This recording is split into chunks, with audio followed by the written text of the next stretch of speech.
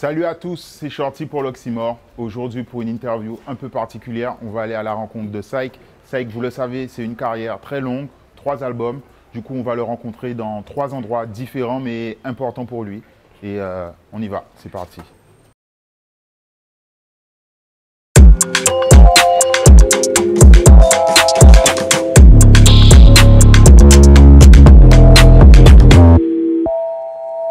Saïk, comment tu vas? Gentil. Tu vas bien? Ça va, tranquillement. Ouais, impeccable. Alors, tu nous accueilles à Mortenol. Ouais.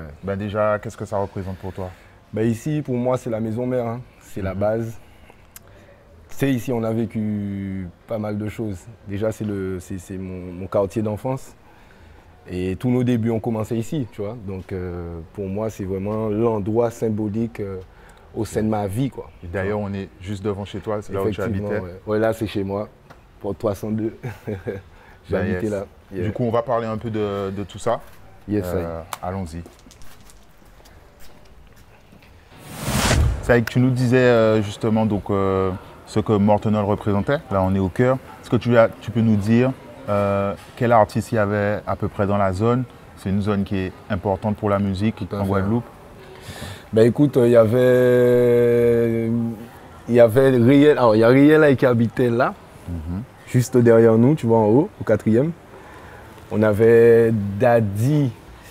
Bon, c'est un ami d'enfance, hein, mais qui était là avec nous dans tous nos débuts, qui habitait par ici. Enfin, on était tous, on avait toute cette proximité entre nous, parce que comme tu le constates, hein, tu vois, on n'est pas loin. Ouais, chaque porte est juste en face. Samix, il habitait dans l'autre bloc, donc Mortenol Nord. Là, on est à Mortenol Sud. Donc, Samix habitait de l'autre côté. Il y a Lutin aussi qui habitait à Mortenol Nord également. Et voilà, bon, on était un petit peu... c'est le même quartier, hein, tu vois. T'es dans un bloc à l'autre très rapidement, tu vois. Donc on descend, on y va, on se rejoignait. Et le studio Genesis, il était là-bas, tu vois, de l'autre côté. Je te montrerai après. En fait, c'était au 10e, tu vois. On prenait l'ascenseur et on allait tout en haut. Au 10e étage, le dernier. Et on se retrouvait tous là-bas, every time. Justement, le studio, tu mentionnes le studio Genesis, mais comment tu as commencé vraiment la musique? Comment j'ai commencé la musique? Écoute, alors à la base des bases, on avait monté un groupe ici, avec donc un frère qui habitait à Boissard, donc Fredo Dido, et Biabia. Donc Biabia, c'est un autre frère qui habitait juste derrière nous là, au rez-de-chaussée là. Et on se faisait, on avait déjà cette attirance, tu vois, pour la musique. Et on a décidé de monter un groupe qui s'appelait Guada Boys. Avant tout, avant Guada Boys, c'était autre chose, mais le plus connu, c'était Guada Boys. C'est le groupe avec lequel on faisait toutes les fêtes de quartier, les sons de système et tout. Et voilà, ça a démarré comme ça. Donc voilà, moi, tu as vu, c'est pas plus compliqué que ça. J'ai commencé à gratter, à écrire, à faire des sons, à écrire dans ma chambre qui était juste là, hein, tu vois, juste là, où je t'ai montré. Et voilà, ça a démarré comme ça. Le grand public, on va dire, on t'a connu un peu associé à Admiral. Alors j'ai entendu une légende, tu vas nous dire si c'est vrai. Il paraît que tu es dans un son de système, justement, tu es allé vraiment chercher Admiral pour chanter pour lui directement. Admiral, en fait, il habitait à Boissard, hein, tu vois. Donc tu as vu le terrain de football qui est en bas. Il venait souvent, avant c'était pas comme ça. Il venait souvent avec, donc tous les frères du ghetto venaient jouer au foot en bas, bien se poser, etc. Et on s'est croisés en fait une fois. Et il y a ma mère qui lui avait déjà soufflé à l'oreille que j'aimais bien ce qu'il faisait. Et puis un jour, j'ai été le voir, on a échangé, et puis c'est parti comme ça, notre connexion en elle-même. Mais c'était bien avant qu'il pète, quoi. C'était quelqu'un qui chantait à Pointe-à-Pitre, qui était connu dans les sons de système. C'était à l'époque de Rapide. D'accord, ok. Tu vois, quand il a sorti Rapide. Donc Rapide qui pétait à l'époque du dancehall ici, qui explosait partout, et c'était vraiment à cette période-là. Et directement, il t'a proposé d'avoir un peu ce petit rôle de grand frère, ou tu as dû faire des preuves et tout? Comment ça s'est passé? En fait, ça a été une relation naturelle avec Admiral. Hein. Parce qu'en vrai, comme je te dis, il y avait déjà cet engouement autour de lui. Et nous, on faisait déjà des sons de système. Hein. Sauf que ben, il commençait déjà à s'exporter un peu plus en Guadeloupe, donc à faire des fêtes communales, à aller en Martinique, etc. Donc à exporter déjà, à étendre déjà son business et sa musique également. Et du coup, bon, il m'emmenait en fait. Il m'a tout simplement ramené, il m'a amené avec lui. Et c'est comme ça qu'en fait j'ai commencé à justement faire mes preuves entre guillemets, donc à monter sur scène avec lui. Mais avant tout ça, on avait il y a un petit passage que j'ai un peu zappé, mais c'est chez Jerry à la Croix, donc le frère d'Admiral, où on faisait vraiment toutes nos sessions quoi. Jerry avait un son système. Donc... Là, c'était l'entraînement studio. Exactement. Il fallait venir connaître, maîtriser son texte. Exactement. Il n'y avait pas de piste par piste de drop. Totalement, c'est ça. Et en fait, Jerry, tu vois, c'était le son système qui nous accueillait en fait chez lui. C'était un fan de musique jusqu'à maintenant. Et qui avait tous les derniers vinyles jamaïcains, toutes les dernières séries. Parce qu'avant, il n'y avait pas de digital, il n'y avait pas Internet, il n'y avait pas tout ça, hein, tu vois. Donc, il avait les connexions, on l'avait déjà reçu. Exactement. Il avait les connexions, il faisait rentrer des trucs. Exactement. Et du coup, ben, il nous faisait écouter tous les derniers sons jamaïcains qui sont sortis genre hier ou cette semaine, la semaine dernière. Il était toujours à jour, tu vois. Psycho Special Double for DJ. Oh, no. Yo, hey, Medieval Tea again. Yo, I guess I got some. No, serious. Open your body, but I'll show to be unida. Pico bolo chimi se borde ou costa. Sada tennis forcier tout bien mica. Et c'est comme ça qu'on a commencé à kicker ensemble, à faire des sessions chez lui, à s'entraîner, comme tu disais. C'était la salle de frappe, quoi. C'était la salle d'entraînement. Et là, à ce moment-là, c'était le plaisir de chanter ou tu avais déjà quand même des rêves, des ambitions? Tu sais, j'aimais tout simplement ça. Je commençais à faire ça par passion avant tout. Et après, quand ça a commencé, j'ai commencé à voir qu'on nous appelle, on est invité par-ci, on est invité par-là. Ben là, j'ai commencé à avoir le sens du business de la musique. Tu vois, à me dire, bon ben, ça paye quand même. Tu vois, on m'appelle déjà pour faire tel et tel truc, telle fête de commune, telle fête de quartier. Parce qu'avant les fêtes communales, il y avait des fêtes de quartier, il y avait son système, fête de quartier, fête communale. Et c'est là que ça commence à s'étendre, tu vois. Et là, à ce moment-là, tu te dis, oh, ben, quand même, il y a un truc à faire, tu vois. Et j'aurais jamais pensé. Au départ, je me suis pas dit, bon, ben, tu sais, dans 20 ans après, je serai là.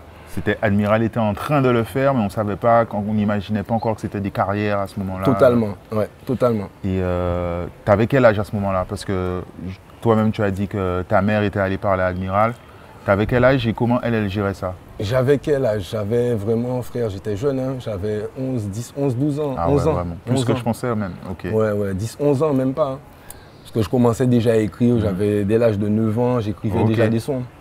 Et ta mère, elle t'encourageait, elle t'accompagnait dans les sons de système, tu savais, tu allais avec des plus grands, comment tu gérais? Ben voilà, j'allais avec des plus grands. Fredo Dido était 5 fois plus grand que moi, donc du coup Fredo m'accompagnait et du coup il représentait la figure, on dira parentale entre guillemets, puisque bon voilà, ma mère lui faisait confiance, elle sait qu'il y a un grand quand même avec moi. Parce qu'on sortait tard quoi, c'était 2h, 3h du matin, on était dans les sons de système. Et bien souvent, elle était inquiète, mais elle m'a jamais accompagné parce que, comme je te dis, il y avait la notion de confiance. Ouais. Mais elle soutenait en tout cas. Elle soutenait. Elle t'encourageait. Dans tous les cas, ouais. Et puis un jour, elle m'a fait la surprise, par exemple, tu vois, à Washington, d'être là. Tu vois, je monte sur scène et je la vois devant moi. Je dis, mais tu vois. Et c'était une belle surprise et ça lui a montré quelque part aussi qu'elle pouvait avoir confiance, tu vois. En nos déplacements, même si c'est tardif, tu vois, on va faire du son, on aime ce qu'on fait et on est à fond dans ce qu'on fait, on ne fait pas autre chose, quoi, tu vois. Et à cette période-là, est-ce qu'il y a un morceau en particulier, même si c'était encore underground, mais qui a peut-être tourné plus que les autres, qui t'a fait avoir un petit déclic? Alors à l'époque, il y a eu les premiers gros sons à moi qui ont vraiment explosé entre guillemets, c'était Tchembenou et OK. Ouais, ça c'était vraiment grand public. Grand public. Ouais. Après. Mais même vraiment niveau underground, tu sais que le MP3 quand même tournait. Il y en avait. Hein. Je parlais, il y avait un titre où je parlais de grève, grève au café grève.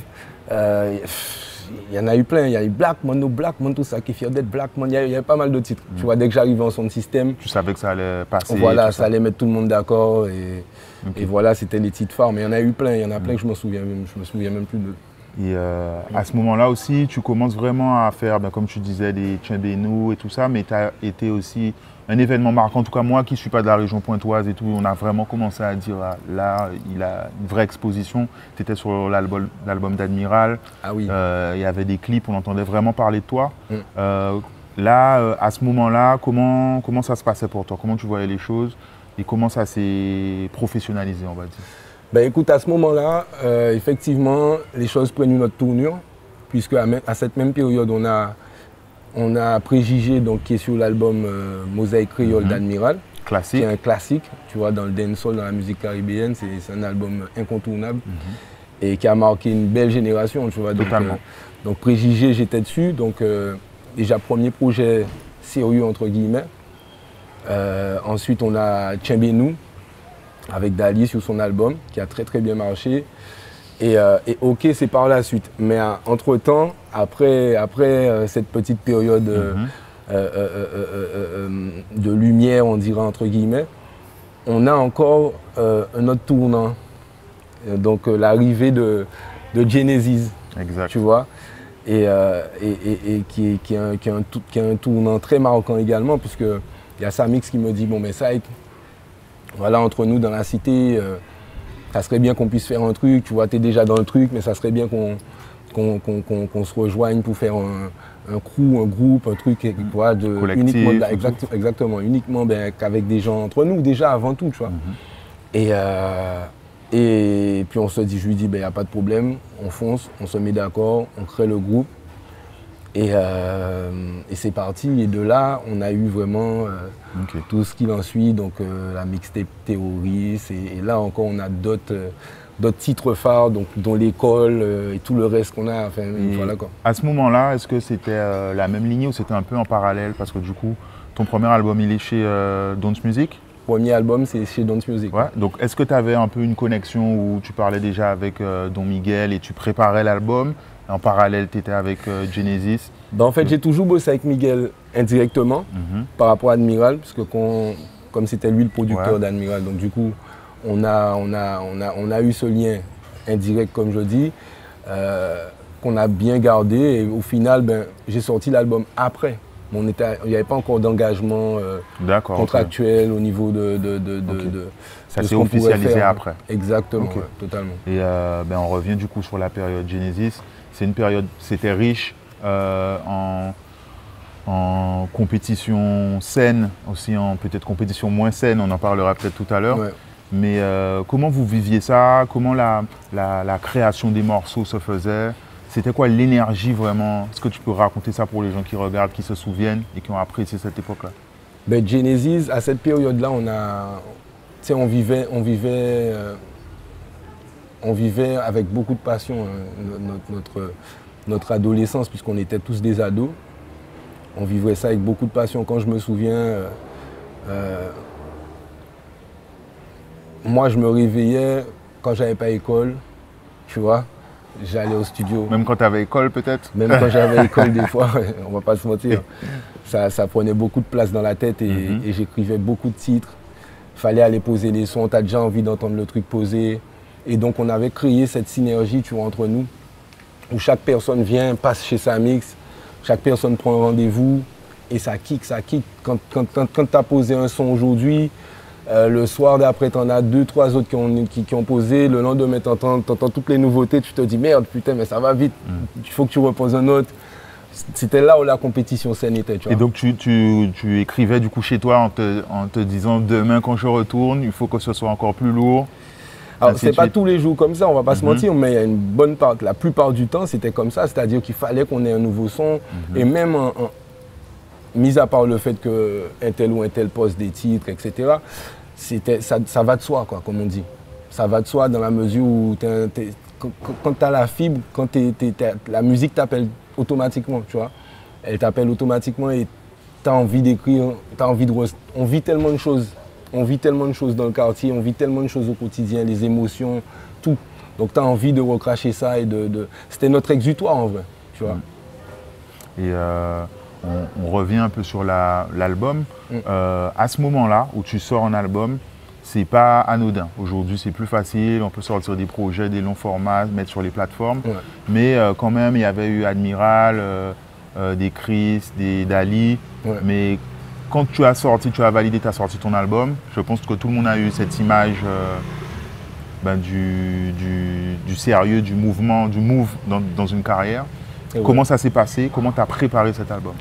C'est clair que c'est une forme de concrétisation, puisque bon, après un long parcours dans l'underground, ben en fait, les gens attendent automatiquement un album de l'artiste. Donc voilà, après tu sais, ça a été un album, mon premier album, j'étais même pas encore, majeur, j'avais 17 ans. Et j'ai écrit tout simplement, j'ai fait mon truc, tu vois, j'ai écrit, Tu étais dans une démarche particulière parce que c'était l'album ou c'était vraiment des morceaux que tu aurais pu faire poser dans un cadre de mixtape ou autre? Absolument. Tu as poussé un peu la réflexion? Absolument, puisque c'est un album. Donc déjà, tu es dans une autre dynamique. J'ai écouté bien évidemment des albums d'autres frères qui étaient là avant et tout, donc je sais que voilà, un album, c'est complètement l'univers de l'artiste. C'est pas comme une mixtape ou une compile, tu vois, où on envoie des sons comme ça. Donc il y a des sons plus dynamiques, il y a des sons posés. Donc il faut un peu gérer la dynamique de l'album, le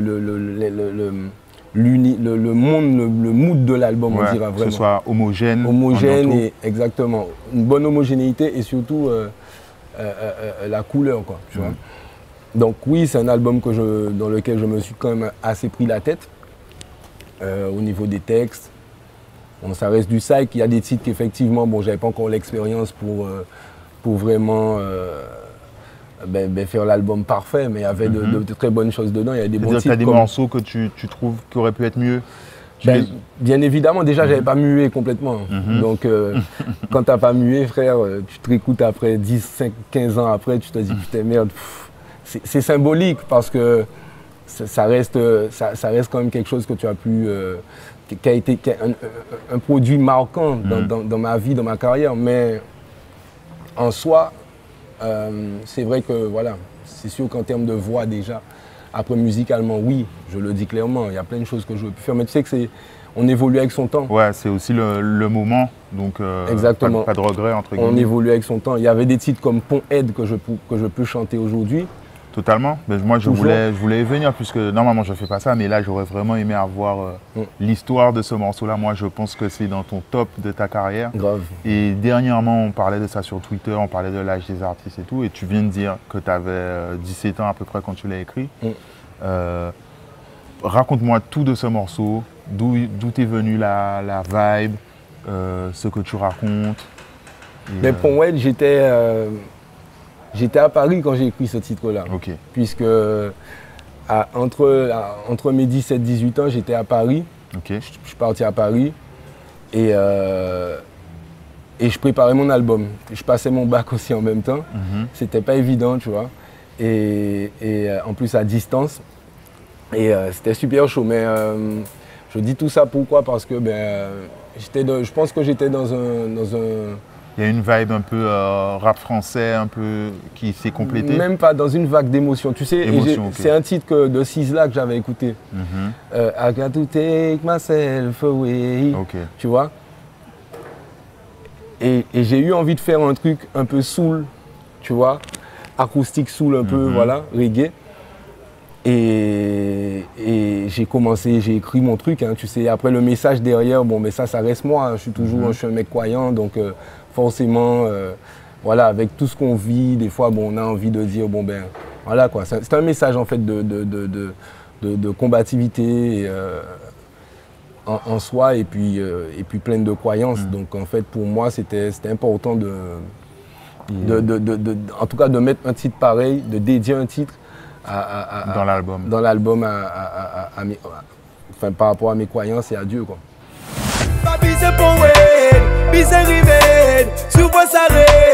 Y'a qui suivent chimé, y'a pas la sac. Oh aïe, hey, si y'a pas de qui y'a pas de gone, j'en la te Et toi-même, tu as dit que c'est un morceau que tu peux chanter aujourd'hui. Est-ce qu'il a eu un accueil direct ou c'est plutôt sur la durée que les gens reviennent plus facilement dessus que des morceaux qui ont peut-être un peu vieilli par rapport aux styles musicaux et tout? Alors pour Wed, il a été... Alors, dès que j'ai sorti l'album, tout de suite, les gens m'ont dit, mais ce titre-là, ah ouais, en fait, il faisait la différence sur le projet. Et effectivement, sur la durée, il a bien vieilli, puisque encore aujourd'hui, je peux croiser des frères qui me disent, oh, mais petit mal, ça, ce son-là, frère, ah ouais. Et je te confirme, plus de 20 ans, quoi. Je te confirme, même avec des potes à moi, on écoute. Et tu vois, ça a plus de 20 ans. Et ça revient à ce que je disais, j'avais pas mué, mais ça a son truc, parce que c'est justement le fait de ne pas avoir mué, l'époque et tous ces paramètres-là qui font que, bah, en fait, ça a son charme. Et ça ne bougera pas. Je l'aurais fait aujourd'hui, peut-être qu'il n'aurait pas été pareil. Tu vois, donc comme on disait, on évolue avec son temps et on n'a pas de regrets, quoi. Yes. Et au niveau de l'album en lui-même, bon, du coup, tu as dit que tu étais à Paris. C'est à ce moment-là aussi qu'on a pu se croiser avec les frérots d'Oridom, Cyril et tout ça. Et tu tournais beaucoup. Comment ça se passait pour toi? Est-ce que tu étais satisfait du succès? Peut-être nous, de l'extérieur, on voyait que c'était le succès, mais comment tu as vécu ça? Ben, c'était pas évident déjà le changement de territoire, puisque bon, ben, je sors, j'ai vécu toute ma vie ici. Et je suis à Paris, donc c'est un nouveau monde, c'est un nouveau système, un nouveau fonctionnement. Donc il faut s'adapter à tout ça. Il y a l'adaptation du climat et tout le reste. Et effectivement, ce qui nous réconforte, c'est de voir qu'on est appelé et qu'on peut quand même vivre et exporter notre musique. Et c'était pour moi ça la seule source de réconfort. Puis voilà, on travaillait, et on faisait ce qu'on avait à faire. Et voilà, moi je le vivais bien, hein, je le vivais bien. C'était pas évident parce que bon ben, comme tout étudiant ou autre, tu vois, qui part à l'étranger, voilà, il y a la famille qui est loin, il y a toutes ces choses-là qui font que des fois, tu vois, t'es un peu moins joyeux, tu vois, que d'habitude. Mais... Du coup, sachant que tu nous as dit que tu es parti passer le bac, est-ce que tu as fait des études ou alors comme tu as sorti un album en même temps? Non, bah, en fait, j'ai arrêté au bac. Ouais, en fait, à cette période-là, je prenais des cours à distance. C'était trop dur. Que j'ai pas vraiment suivi, frère. C'était très difficile. Ouais. Parce qu'on m'envoyait des pavés comme ça. Ouais, mais déjà, aller en cours, c'est difficile, donc j'imagine. Et puis même, je préfère même me dire, je vais en cours parce que là, à cette période-là, tu sais, t'es jeune, et en plus, j'ai la musique qui fonctionne. Qui fonctionne en plus et qui prend beaucoup de place dans mon cerveau. Et je me dis, comment je vais faire, quoi. Et je raconte ma vie privée, mais on est là pour ça, on parle vrai. J'avais mon fils qui arrivait, donc entre 17 et 18 ans, j'ai eu mon fils très jeune, donc j'ai toutes ces choses-là qui sont au cœur de ma vie et waouh, ça va vite, quoi. Ça va très vite et oui, après j'ai arrêté, je me suis consacré entièrement à la musique. C'est à ce moment-là où j'ai vraiment décidé, je me suis dit, bon écoute, on y va à fond. J'étais déjà à fond, mais là je me suis dit, plus que jamais, là ça y est. Quoi qu'il arrive, contre vents et marées, on va se battre et on va faire ça et on y va, quoi. Ok. Ouais. Après cette période-là, donc cet album, Face à la réalité, là il y a eu la mixtape M-District. Exactement. Et là, on a senti une petite évolution, donc qui allait en parallèle avec ce dont on parlait. Il y a eu la période où il y avait les clashs. Donc du coup, c'était des musiques un peu plus dures. Comment tu étais dans quel état d'esprit à ce moment-là? M-District, c'est venu après. On a eu Terrorist, donc Genesis, toute la période Genesis, et c'est à cette période-là qu'il y a eu les clashs, donc Genesis. Et après, effectivement, j'ai eu la mixtape M-District. Mais là, j'étais déjà à Paris et je travaillais avec G-Up à cette période-là. Et c'est un projet qui est né à la suite de tous ces événements-là. Mais la période Genesis, oui, ça a été une... Tu sais, moi, ça a été une période riche. Jusqu'à maintenant, on le voit, les gens mais déjà de par la mixtape Terrorist, tu vois, des projets qu'on a pu fournir, ça a marqué les gens. Totalement. Et nous-mêmes aussi, c'est quelque chose qui est gravé en nous à vie. Moi, j'oublierai jamais ça. On était jeunes, insouciants, mais on était quand même rigoureux, comme je disais, dans ce qu'on faisait. On aimait ce qu'on faisait. Et aujourd'hui, ben voilà, pour moi, c'est une fierté. Et même s'il y a eu des clashs, des trucs comme ça fait partie du jeu. Ça fait partie du jeu, tu ne peux pas plaire à tout le monde. Des fois, forcément, tu vas avoir des ennemis. le plus important, c'est de savoir comment tu t'en sors de tout ça, tu vois. Et même dans ça, ça a été une leçon de vie aussi. On a appris beaucoup de choses, tu vois. Bon, aujourd'hui, tout ça, c'est derrière, mais... C'est ce que j'allais te demander. Ouais, aujourd'hui, tout ça, c'est derrière, évidemment. On n'en est plus là, c'est sûr. Donc, mais c'est quelque chose qui a été... même si ça a été... Il y a eu tout plein de choses... plein de conséquences, tu vois. Il y a eu pas mal de choses qui se sont passées, mais pour moi, je prends tout ça avec comme une leçon de vie, quoi. Ok. Ouais. Je pense qu'on a fait le tour un peu de cette première partie de ta carrière. Avant tout, tu nous as parlé tout à l'heure en off, tu nous parlais de Samix. Ouais. Nous envoyer une petite vidéo, du coup, quand on a évoqué la vie au quartier. Tiens, je te laisse. J'ai vu que tu as souri quand je t'ai parlé de Samix. Yo! Ils ont fait mieux, moi. Ou la solide, moi, je vais reconnaître. Nous ne pas mourir solide, ça ne bouge pas. Bon, à quelle façon j'habite là, bah, sous quoi songer ça? Nous tenions une dizaine d'années à peu près, nous étions jeunes petits boucs. Non, lui, il a tous les souvenirs. Il ne s'est pas oublié, rien, tu vois. C'était là. Regardez, c'était période de carnaval. Nous étions des fouettards, nous étions aimés péter fouettes. C'était au plus réel fouette en cité là. Fouette là qui a pété puis sec. Vous voyez ça? Regardez, vous teniez fouette. T'es qu'à bon moi. Vous suivez? Et moi, je tenais fouette naté à l'époque. Vous suivez? Et bien, ou d'accord pour fouette là qu'à bon lui. Nous d'accord pour nous quand font échange. Vous suivez? Regardez. Ça va revenir. Skaya, vous voyez Skaya, Olivier qui fait échange là. Il vient check mon nom là. Regardez, il dit moi ouais ça qu'a fait vite, vraiment là. Il met des fouettes à eau. Ah ben fouette en moins, putain. Ah bah moi si bah fouette à eau t'es réglé au millimètre près même. Ah ouais, ça t'est capété monstre. Regardez beaucoup content, une belle fouette. Oh. Olivier quand il vient check moi, il dit ouais bon finalement finalement, il s'est révélé pour fouette aïe. Le suivant. Et bien, quand il bon fouette. Je dis, bon, ben, le problème. Le suivant. Des codes nous n'y code dans la cité là. Vous savez, regardez, boum. Ah bah, mais c'est fouette à où? Moi, quand je fouette, moi, pas rêver même. Ah là, c'est pas lié là. Ah, attends, mais c'est rêver, fouette, moi, pas rêver. Ah d'accord, non. Ah bah, on peut rien ça. Regardez, beaucoup, on vient dans le sud là. On vient dans le sud là. L'arrivée d'ouvre carré là. L'arrivée d'ouvre carré là. Et il a matière là. Vous suivez? Et bien moi d'accord pour mais au fait en moi, on vient chez fouette en moi. Vous suivez? C'est mal. Oh, je là ça c'est la matière qui parle bon les laines. Dangereuse là. Dangereuse là dis-moi hé. Hé chez fouette en bas cité là. Nous vous sans bois. Ah ouais. Il sait qu'à raconter ça, c'est lui qui a songé ça. Tu connais mon frère, quand c'est ça, mauvais temps joue là ça même. Ah ouais mon frère, qu'est-ce qu'on en a fait des choses. Moi ça va mieux moi. Solide, t'as la vacances il y a belle outil. Incroyable. Il a dit, il ne pouvait pas tout raconter, il a dit. Non, c'est fort. Non, c'est fort, mais tu sais, c'est quand il raconte ça comme ça là que je me souviens. J'ai complètement zappé ça, tu sais, on a vécu tellement de trucs. Et ça montre bien aussi vos relations entre les différents bâtiments. Les différents bâtiments. Et en fait, et ça en fait, on se connaissait, on commençait, tiens, on se voyait, on se côtoyait vraiment de speed, tu vois, on n'était pas encore...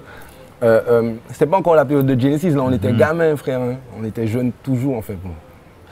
Mais oui, je me souviens quand il raconte ça, nous vivons des bites d'aimants, nous vivons des bites d'aimants. Et c'est justement ça qui crée vraiment une forte intimité entre nous après, tu vois, des liens.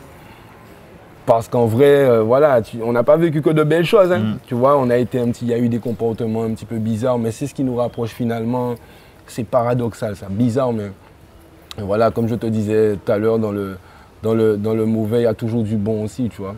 Donc voilà, Mortonol pour moi c'est ça, il n'y a pas que l'image que les gens du quartier, tu vois, violent, etc. Il ne faut pas oublier non plus que c'est un quartier qui est difficile, tu vois. Donc il y a du chômage, il y a les... Quand tu viens d'un quartier, comme celui-ci, tu as la dalle, tu vois. Contrairement à quelqu'un qui a déjà tout, tu vois. t'as la dalle, Ça nous a appris beaucoup de détermination, la détermination, tu vois, l'envie d'aller très loin. Tu vois, on a beaucoup rêvé de dépasser les frontières, mais parce qu'on a grandi ici. Donc c'est un quartier finalement qui t'apprend beaucoup de choses, tu vois. Voilà. Ok.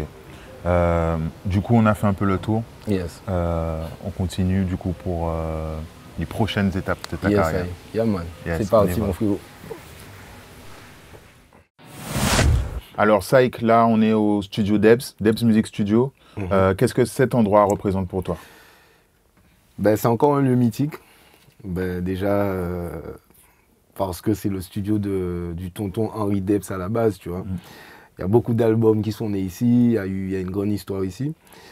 Mais pour moi, en ce qui me concerne, c'est un lieu qui est très important parce que ça a été mon studio d'enregistrement pour le second album, qui s'intitule Second Souffle. Et ben on a passé tout notre temps ici, hein, à bosser, à charbonner, à enregistrer. Tout à l'heure, j'en parlais justement off avec Frankie, qui a enregistré l'album d'ailleurs. On s'est remémoré tous les moments, tous les souvenirs qu'on a passés là-dedans. Parce qu'à l'époque, le studio n'était même pas encore comme ça, hein, tu vois. Ça, il a été refait depuis, ouais. Il a été refait. Et oui, c'est un endroit dans lequel on a consacré, on a passé énormément de temps, tu vois, à bosser. Et voilà, quoi, c'est très important. C'est un endroit que j'oublierai jamais parce que surtout, j'étais dans une période assez particulière. J'étais en convalescence. Tu vois, je venais enregistrer, j'étais blessé, tout, en grande convalescence, et j'étais ici tous les soirs à bosser. Donc chaque jour, on pliait un son. Non, mais ça a été une belle période, vraiment.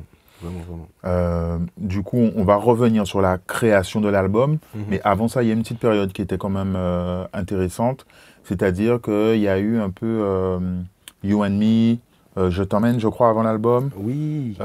Et en fait, on a senti à ce moment-là un regain, un renouveau aussi dans la carrière. Ça a pris une autre ampleur, alors peut-être parce que les choses commençaient à évoluer du point de vue, il y avait eu le clip, je crois.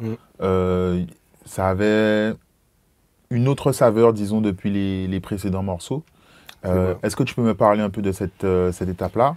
Comment tu avais fait ces morceaux-là? Est-ce que tu étais déjà en train de faire un nouveau step, quoi? Ben, sans m'en rendre compte, hein. Sans m'en rendre compte. Je pense que c'est mon évolution personnelle artistique, tu vois, qui commençait à prendre le dessus, puisque bon, ben, il faut innover. Pour avancer et durer dans la musique, il faut innover. Donc, j'étais dans ma phase d'innovation.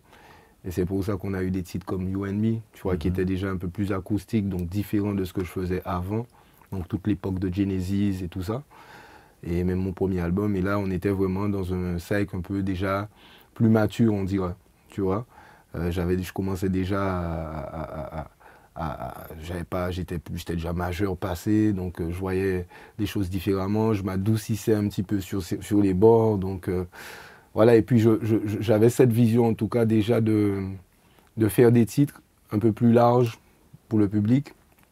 Pour ça, You and Me, donc You and Me, voilà un titre où voilà, on parle de la Guadeloupe, on met en avant le paysage, tout ça, et pour moi c'était important de montrer à ce niveau-là qu'on peut quand même évoluer, que je peux évoluer en tout cas artistiquement parlant, quoi.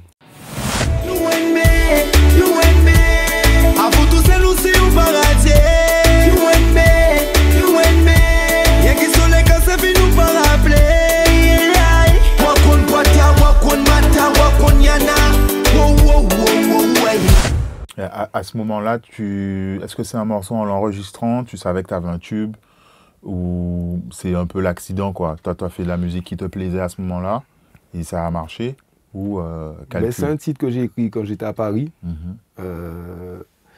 Donc c'était encore plus fort parce que je n'étais pas ici. Donc j'avais vraiment le vrai manque du pays, et je l'ai écrit vraiment avec une petite pincée de cœur, comme on dit, quoi, tu vois. J'étais vraiment dans les émotions, et oui, alors, sur le coup, j'ai pas forcément, je me suis pas dit bon ben c'est un titre, tout de suite on a fini, mais c'est à force d'écouter, bon ben on s'est tous dit avec l'équipe à l'époque que oui, effectivement, c'est un titre qui a quelque chose de fort, quoi. Sachant qu'il y a beaucoup d'Antillais qui vivent en métropole, qui sont loin de chez eux. Ouais, qui ont pu prendre le morceau à cœur, tu vois. Et donc, du coup, ben voilà, on a décidé de le clipper. Ça a été clippé, je me rappelle à l'époque par Moody. Il voulait prendre tous les paysages. Moody voulait on a fait un clip très dynamique au final, maintenant, je me rappelle, maintenant que tu dis ça. Ouais, non. Là, vous aviez fait une vraie tournée, du coup. Vous avez dit, on part 2 jours, on filme un peu partout. Exactement. Et comme Moody, c'est un grand fou. Bon, il sait déjà quand je dis ça, mais c'est un gars qui est super artistique, c'est un visionnaire, c'est un gars qui, tu vois, donc il voulait tout prendre, mettre vraiment tout, il voulait rien laisser de la Guadeloupe, tu vois. On est parti tourner, le tournage était plutôt agréable, tu sais, quand t'es avec des gens forcément, qui prennent plaisir à faire ce qu'ils font, c'était vraiment cool. Donc on a tourné tranquille, quoi, tu vois. Et justement, donc il y a cette période-là où du coup, j'ai pas envie de dire tu as recommencé à tourner puisque tu étais quand même présent, mais là il y avait une période de buzz, on va dire, ça rejoint un peu ce qu'on disait tout à l'heure, qui s'est un peu fini, disons, par les conséquences des clashs et tout ça, où tu t'es fait agresser. Exactement. Oui, après cette période-là, il y a eu effectivement la période il y a eu des conséquences, comme tu disais, des clashs, hein, c'est ça. Où j'ai été agressé.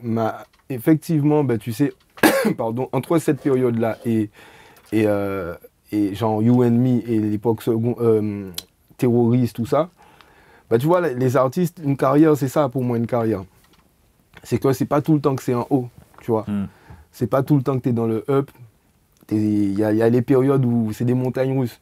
Il y a des downs où on va peut-être pas forcément t'entendre. C'est peut-être dû à ta vie, à ce que tu vis, ce que tu traverses en ce moment. Tu n'es peut-être pas très en forme. C'est comme un joueur de foot, tu vois. Il a des périodes où, punaise, mais on ne comprend pas trop, tu vois. Et puis, il revient direct, encore plus fort. Là, c'était la période où, effectivement, où on est revenu.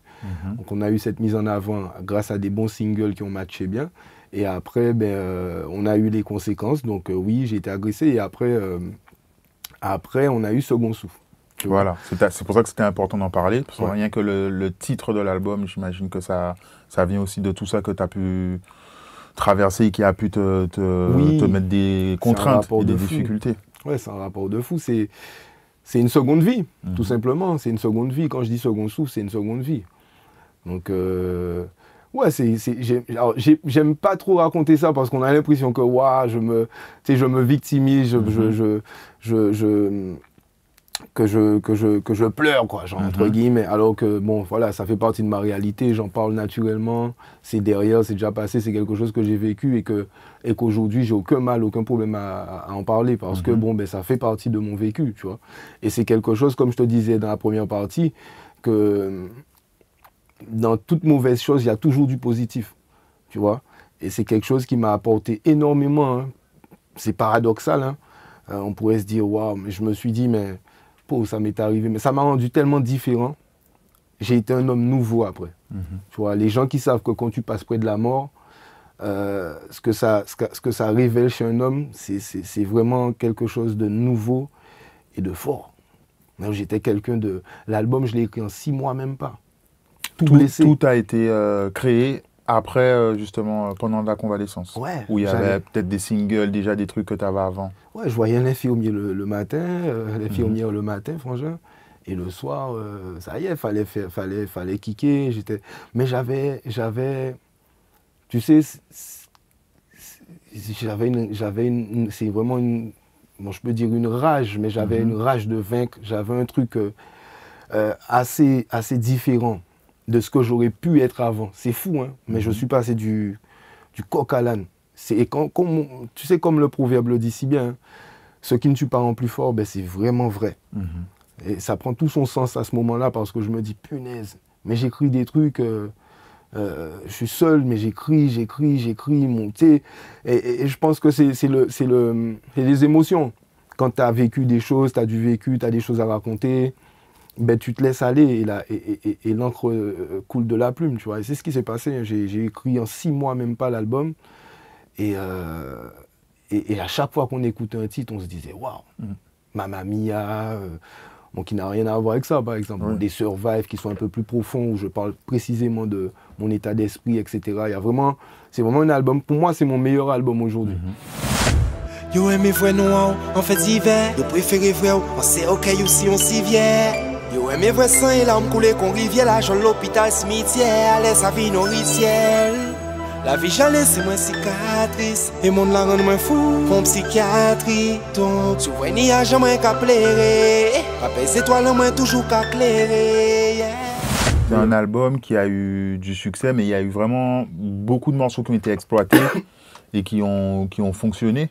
Donc, comment toi tu as reçu cet accueil-là? Il y avait aussi de belles promos avec Malika à l'époque, on salue. Malika Jean-François. On parlait vraiment de toi à ce moment-là. Yes. Comment tu vivais justement cette période-là? Ben, positivement, avec beaucoup, j'ai accueilli cette période-là, puisque pour moi c'était une suite logique en fait. Ouais. Tu vois, dans la mesure où j'ai vécu j'ai eu mes déboires, mais après on a travaillé. Parce qu'il n'y a que le travail qui paie, hein. Y a pas, on va pas se leurrer, il n'y a pas de chance dans la vie. Il faut bosser. Donc j'ai bossé et je savais que moi c'était comment dirais-je, mon état d'esprit en fait, de me dire que je vais revenir en musique et je vais revenir encore plus fort et ça va faire encore plus mal, quoi. Et c'était ça mon état d'esprit, et j'ai écrit, j'ai fait mon truc et je suis revenu. Ça a fonctionné pour toi avec le recul? Oui. Oui. Mais dans cette période-là, franchement, Shorty, je te dis, pour moi, cette période-là, c'était... Je sais pas ce qui s'est passé, frère. Je peux même pas te dire, j'étais une autre personne, même quand j'écrivais les trucs. Alors, j'ai encore ce truc parce que je suis le nouveau moi. Ça fait bien longtemps, là, déjà fait 12 ans. Donc, c'était 2012, on est en 2024, ça fait 12 ans, je suis une nouvelle personne. Tu vois, musicalement même, je sais pas si j'avais pas eu cet incident dans ma vie, si j'aurais pu même être là encore aujourd'hui. Tu vois, je parle en termes d'artiste. Donc, en tant qu'artiste, voilà, pour moi, cette période-là, ça a été vraiment une période très forte.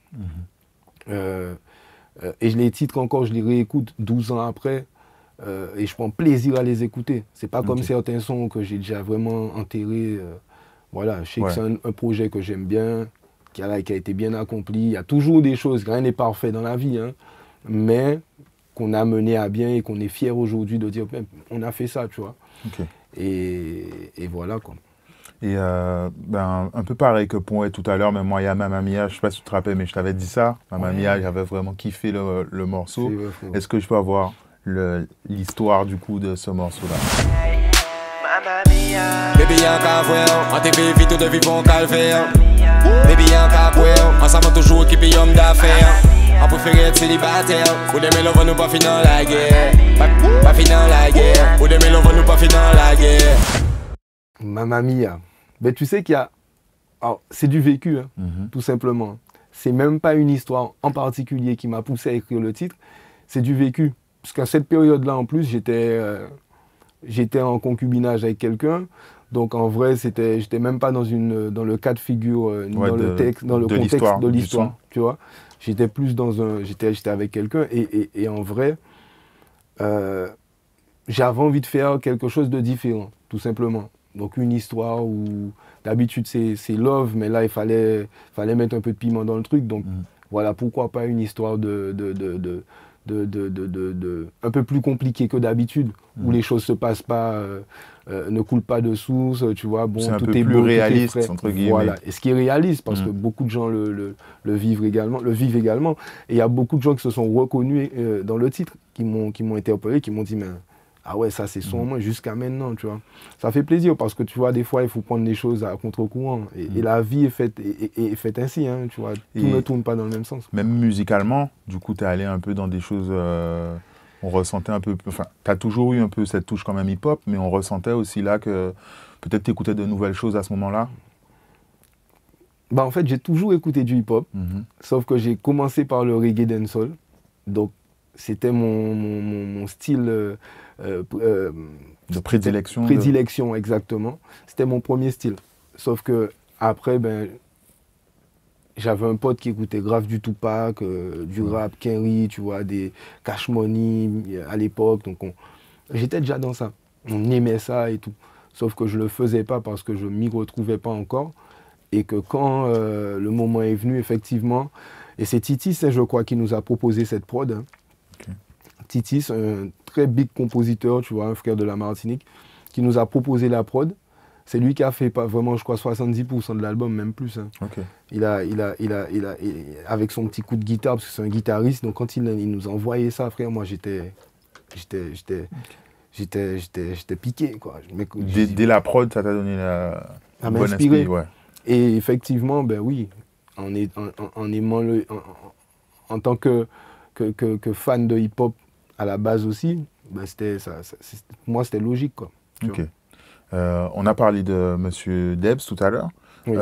Tu fais partie, en tout cas, je ne peux pas dire des derniers artistes à l'avoir fréquenté, mais il y avait vraiment une mise en avant à ce moment-là où on l'a vu. Est-ce qu'il a vraiment touché au morceau? Est-ce qu'il a participé vraiment au mix, donné ses conseils? Ben oui, oui. Et c'est ce qui était pour moi le plus marquant, tu vois. Je le revois encore assis ici. Puisqu'il avait un âge en plus déjà. Il restait pas sans venir dans son studio, son fils me le disait. Et il vient, on est en train de mixer, donc on a fini toute la phase d'enregistrement, on mixe, et je le revois encore là, en train de... Parce que sur l'album, il n'y a pas que des sons doux. Hein. Ouais, il y a des sons dancehall. On avait mis des vrais dancehall qui pètent et tout. Et moi, le souvenir que j'ai, c'est que je le revois, mixer, enfin mettre des fréquences, des basses, baisser des trucs, enfin faire des réglages. C'est-à-dire que même en dancehall, il avait l'oreille pour participer, donner son avis et tout. C'est de la musique, donc lui, il arrive, il ramène justement, parce qu'il écoute, il sent le truc, tu vois, et il met sa touche, quoi. Et je le revois, je te dis, parce qu'à l'époque, c'était pas comme ça, comme on disait, c'était une grande table.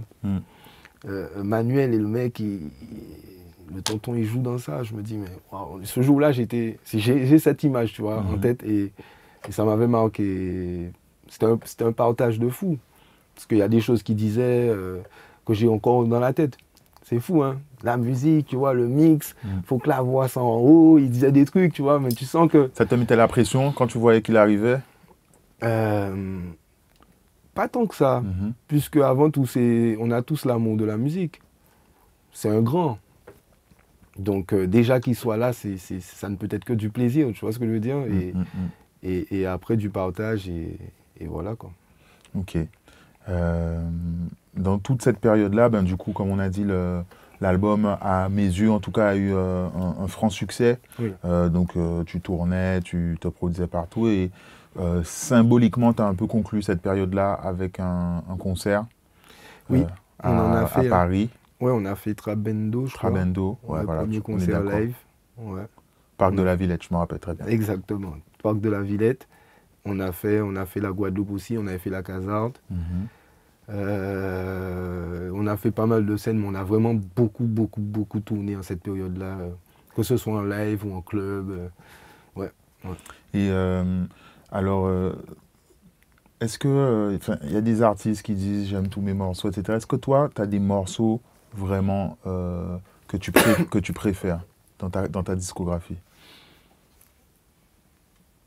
Ouais, il y en a que j'aime. Ouais, il y en a que j'aime et que j'écoute encore. Tu peux en donner, allez, je te donne 3, comme ça tu peux, c'est pas trop dur le choix. Ben, pour moi, c'est un titre que j'aime beaucoup. Ok. Ouais, il fait partie de mes favoris parce que, bon, voilà, c'est un titre que, pour moi, même si, comme on disait, j'avais pas mué ou tout ce que tu veux, le truc n'est pas posé comme j'aurais peut-être souhaité ou j'aurais fait aujourd'hui, il a son truc parce que, il a son charme, il a sa valeur pour moi parce que, voilà, j'étais jeune, c'est l'un de mes premiers titres forts. Mamma Mia aussi, j'aime beaucoup. Et ouais, Survive, L'ennui de qu'on la journée, ces trucs-là, quoi. Ok. Ouais. Et le public, en tout cas parmi tes classiques, il y a le morceau L'école, dont on n'a pas parlé dans la première partie. Mais est-ce que du coup c'est un morceau où mais L'école, je l'aime pas du tout. Ah, c'est ça ma question. Tu sais, il y a des des gens comme, je sais pas moi, Ayam, ils en ont marre de chanter le Mia, tout ça. Ah, tu m'étonnes. Donc en fait, pour toi, tu ressens un peu la même chose. Ouais, j'aime pas ce titre. En fait, c'est pas que je l'aime pas dans le sens où déjà j'en ai marre de le chanter. Quand je dis ça, parce que c'est tant mieux, hein. Oui, c'est toujours bien d'avoir un succès comme ça. C'est un classique, ça me fait plaisir de voir que les gens... Je prends plaisir à le chanter, c'est pas comme si je sais faire la part des choses, mais voilà quoi, même quand je le réécoute, voilà quoi. C'est moi j'allais te demander, qu'est-ce qui fait à ton avis que les gens se sont appropriés ce morceau-là? Parce que concrètement, c'est pas celui où tu es le plus technique, c'est pas celui qui a le plus de texte, c'est pas... Du tout. Bah, en fait, je pense, à mon avis, c'est que c'était tellement pas commun qu'on entende un artiste parler de l'école, quoi. Tu vois. Ouais, en fait, ça parle à tout le monde en vrai. Exactement, et je le vivais, parce que j'étais ado. Et je pense que toute la génération, ma génération, le vivait également en parallèle, parce qu'on était tous, on avait le même âge, on était tous à l'école, on savait comment ça se passait, on aimait l'école, enfin on n'aimait pas fort, on aimait l'école, mais il fallait aller à l'école, mais on n'était pas forcément, des fois on faisait des trucs qui n'étaient pas corrects, en fait, tu vois, mais c'est important. On souligne quand même que c'est important d'aller à l'école, et d'ailleurs on encourage tous les jeunes d'aller à l'école, parce que c'est important, il faut le faire, tu vois. Mais on a eu ce moment où, en fait, c'était d'en parler avec beaucoup de recul et de réalisme, quoi, tu vois. L'école pour les jeunes, ça l'assemble. Pourtant, c'est important. Nous veillons, nous comme nous lions les filles à feignant. Pourtant, nous toutes conscients. Comment tu avais fait le morceau à l'époque? C'était un peu freestyle, c'était un peu... Frère, j'ai fait ça au studio Genesis. On préparait Terroriste. Tout le monde avait déjà posé sur la série.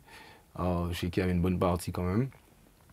Et moi, je me dis, tiens, mais tu vois, ça c'est mon côté, vouloir toujours faire des choses pas comme tout le monde. Ouais, vraiment pas comme tout le monde. Déjà, la prod, je l'ai accélérée.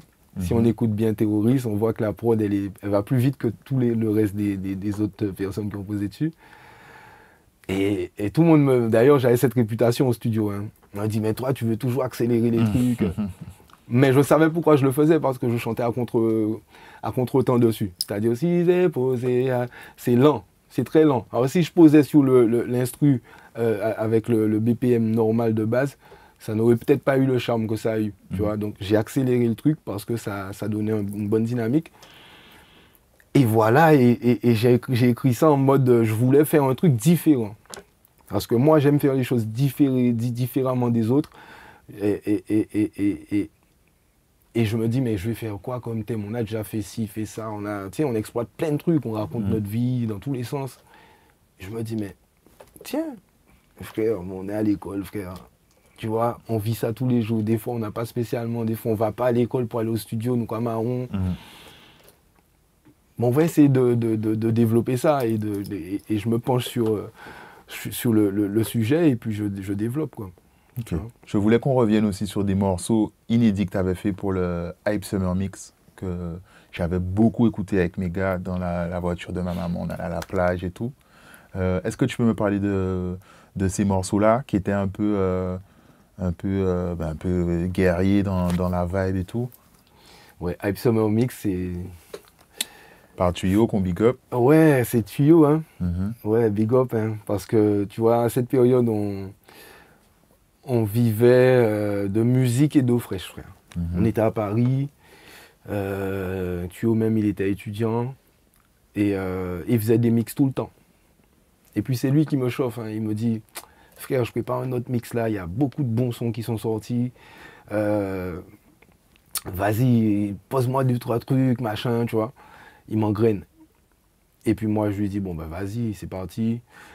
Et je commence à kicker sur des trucs, mais je sais pas, comme je te dis, hein, j'étais déjà dans une dynamique aussi très... Je l'ai toujours été, tu vois, sauf que j'avais mes périodes, j'ai mes phases. En fait, ma musique me représente, j'ai mes moments, autant je peux être un personnage qui est énergique, énergique, dynamique et parfois un peu nerveux, parce que bon voilà, autant je peux être très doux. Je suis vraiment comme ça, et donc c'est pour ça que tu peux avoir des titres très très posés de moi, des titres hardcore comme Bullet, tu vois, Yoka Jaloux, des trucs vraiment Voilà, 2 tons. Et donc, à cette période-là, il me propose donc de poser sur son mix et je pose naturellement ça donne Hype Summer Mix. Aujourd'hui, pour moi, c'est un mix c'est l'un des plus forts. Il y a eu les Timoun Ghetto aussi, qu'on big up à Wawak, big up. Parce que les Timoun Ghetto, c'est même longtemps avant. Ouais, longtemps. Mais c'était fort. Et là, on est déjà un peu, je suis déjà plus grand, je maîtrise déjà un peu plus mon truc, mon art. Et donc, Hype Summer Mix, pour moi, c'est jusqu'aujourd'hui, je l'écoute, quoi. Le truc, c'est fort. Les sons, la sélection, donc... non, mais c'est grâce à Tuyo, parce qu'il avait fait déjà un bon boulot au niveau du mix, des choix du son, de la sélection, et puis j'ai placé des bons titres, quoi. Carré. Saïk, on a fait un peu le tour de cette deuxième grande période de ta carrière, autour de Second Souffle. Et du coup, on va continuer dans un autre lieu pour parler du reste. Ça marche. Let's go. On y va. Yeah. Saïk, on se retrouve à La Casarte. Pourquoi tu as choisi de nous amener ici Ben déjà, on a le prochain concert qui aura lieu ici, le 6 avril.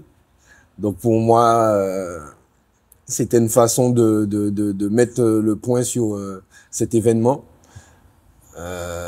Ça fait très longtemps que j'ai pas fait de concert, surtout en Guadeloupe, donc en solo et en live en plus.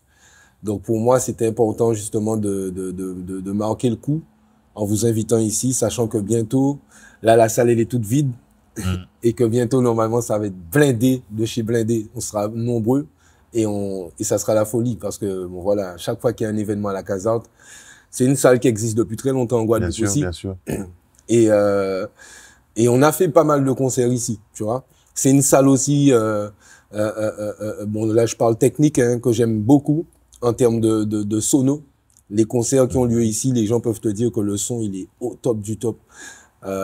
Voilà, pour moi c'est important de m'y retrouver juste avant le show. La grande date. Exactement. Ok. Saïk, dans la partie précédente, on s'était un peu laissé sur la période juste après ton album Second Souffle. Yes. Et après ça, alors même si tu as rencontré du succès, il y a des morceaux qui ont fonctionné, comme Tireur d'élite.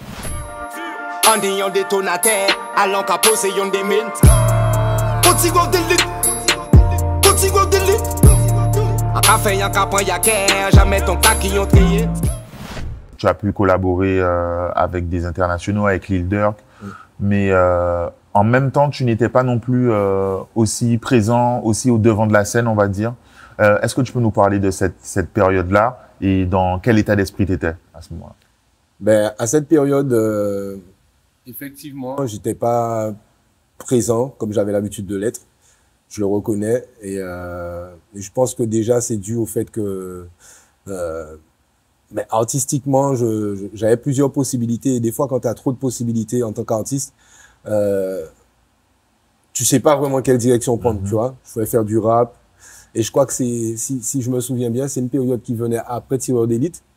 Ouais, à peu près. On parle peut-être de 2016-17. Ouais, quelques années quand même après. Donc, on a eu Timalerie. Non, ça c'est Magma.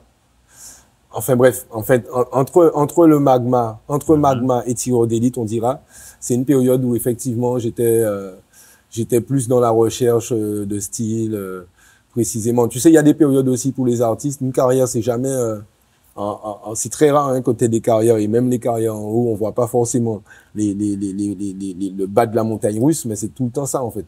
Tu vois, t'es pas tout le temps en haut de l'affiche et il y a des périodes où tu vas te remettre en question, tu vas travailler tes sons, tu vas prendre du recul sur ce que tu as déjà fait et te projeter pour le futur. Tu vois. Et donc je pense que j'étais plus dans un état d'esprit pareil. Et c'est pour ça qu'on me voyait pas trop, même au niveau des scènes, je passais pas trop partout, je me faisais un peu plus rare et c'était pour revenir un petit peu plus fort, enfin pas un petit peu, mais vraiment plus fort après, puisqu'on a sorti Magma et dans Magma, par contre, c'est le titre avec Felicia Ross et Jocelyne Béouard qui a explosé. Bon, on était malheureusement en période de Covid à cette époque. Ouais, t'as pas pu le défendre peut-être comme vous auriez pu. Ouais, mais il est sorti en plein Covid et tout le monde il a été bien accueilli par le public et là, on est revenu vraiment devant de la scène et puis voilà.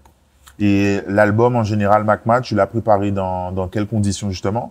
Tu nous parles un peu de down artistique, mais est-ce que personnellement, peut-être ça allait? Ou c'était un peu lié? Ça allait, mais je sais pas si non plus j'étais sais, j'étais loin. Ça faisait longtemps que j'étais en France. Je t'avouerais que j'en avais un peu marre des fois, tu vois. Et j'avais envie de rentrer chez moi, reprendre mon énergie et tout. Et des fois, alors j'étais pas dans la déprime, hein, mais ça peut arriver, hein, bien évidemment. Je stigmatise pas les gens qui dépriment, mais j'étais vraiment dans une période où remise en question, recherche, posée, réflexion, recul, et voilà, jusqu'à ce que je prenne le bon axe, le bon angle de tir, quoi. Ok. Et ben, on en a parlé, tu as commencé à chanter, tu avais 10-12 ans. Ouais. Est-ce qu'il y a aussi cette difficulté de se maintenir à jour artistiquement? Il y a des genres musicaux, il y a la manière de communiquer. Mais la musique, elle évolue, tu vois. La musique, elle évolue tous les jours. Donc, t'imagines en 12 ans comment le pic d'évolution que ça atteint. Il faut suivre. Il faut suivre et poursuivre, il faut innover, il faut être à jour, il faut être à la page, il faut vraiment se remettre en question, vraiment musicalement parlant. Et je pense que c'est ce qu'il a fallu que je fasse.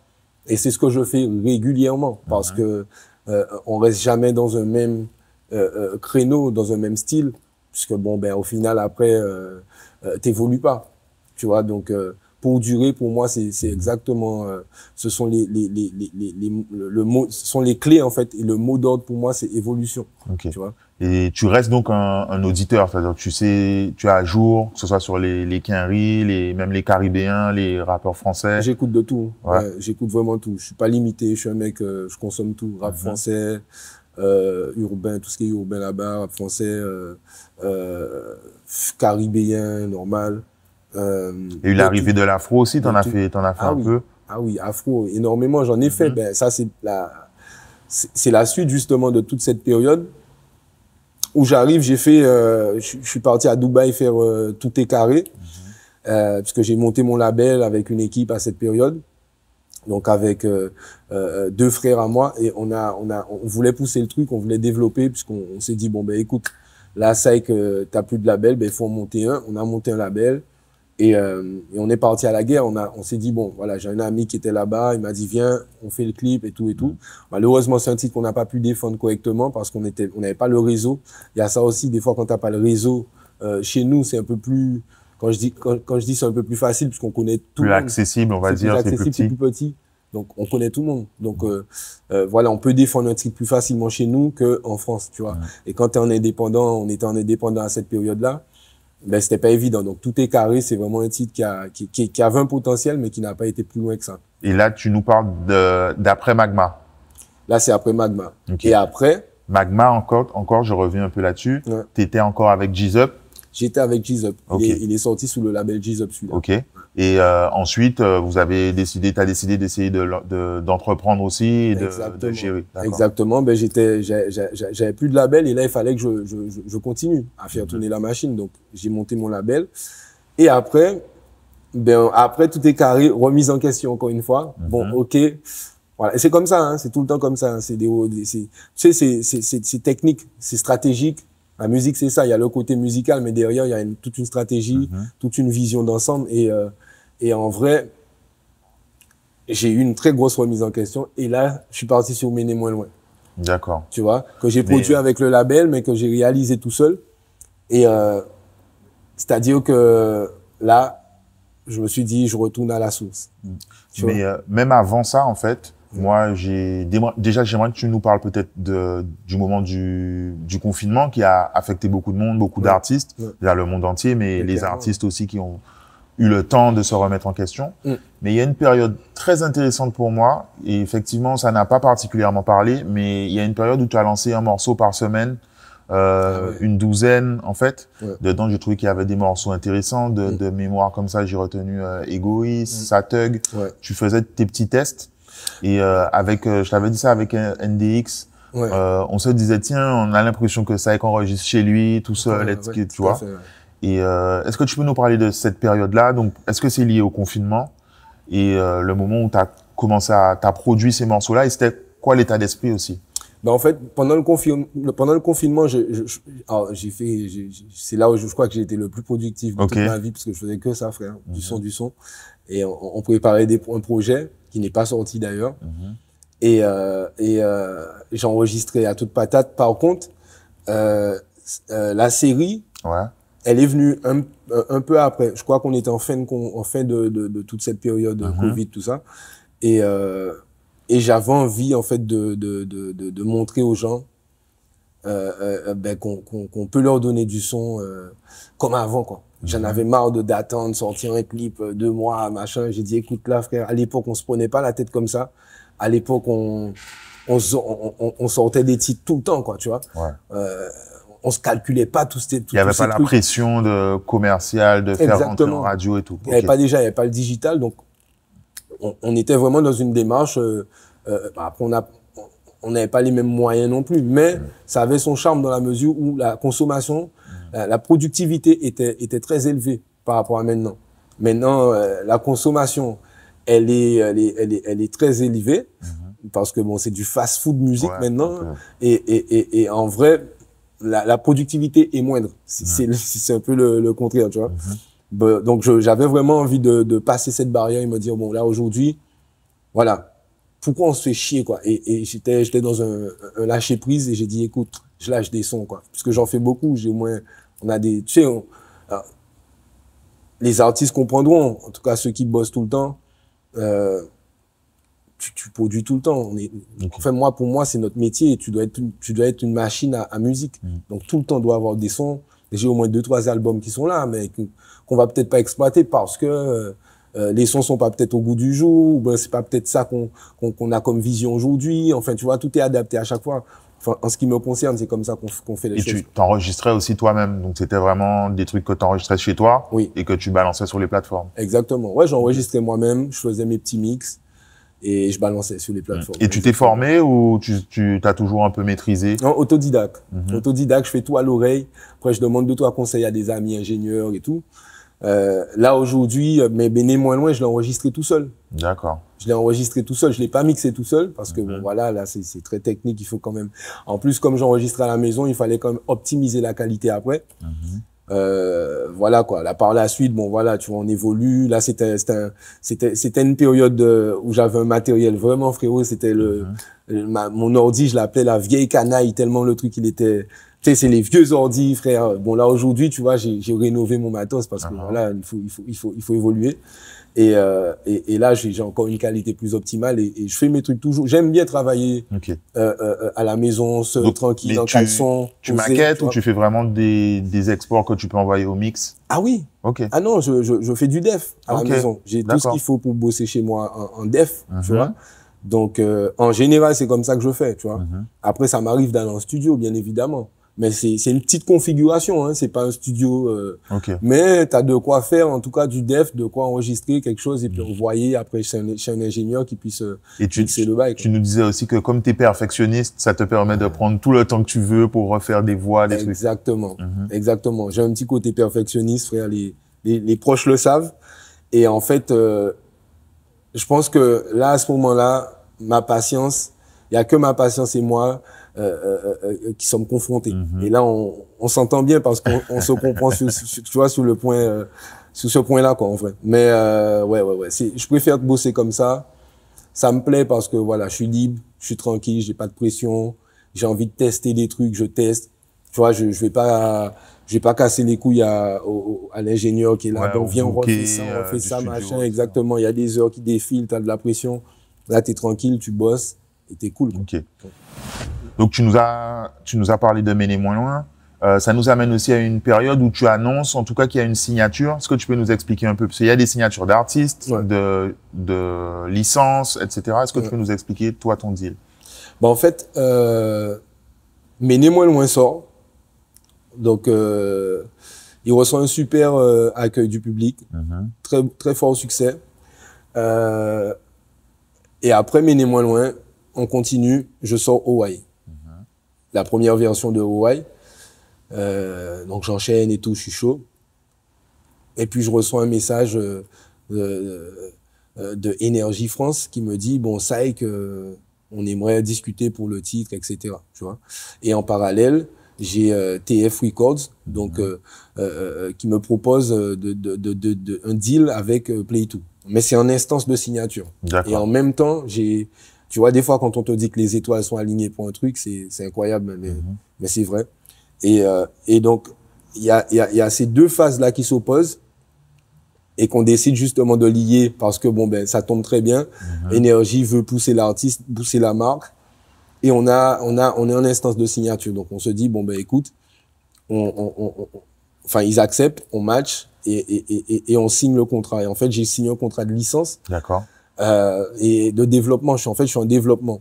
Okay. Donc là, à l'heure où on parle là, actuellement, je t'avouerai, je te fais une confidence, on n'a même pas encore commencé à lancer les bastos, comme on dit en France, tu vois. Même tout ce qui s'est passé entre temps, c'est encore toi qui gérais tes trucs. C'est communautaire, en fait. Ok. Quand je en dis discussion. Exactement. En fait, quand je dis c'est communautaire, c'est pas péjoratif. C'est une façon de dire que je suis toujours dans le même segment. Tu vois. J'ai pas encore vraiment décollé pour aller toucher d'autres publics, élargir. Toucher la métropole, toucher le nation vraiment.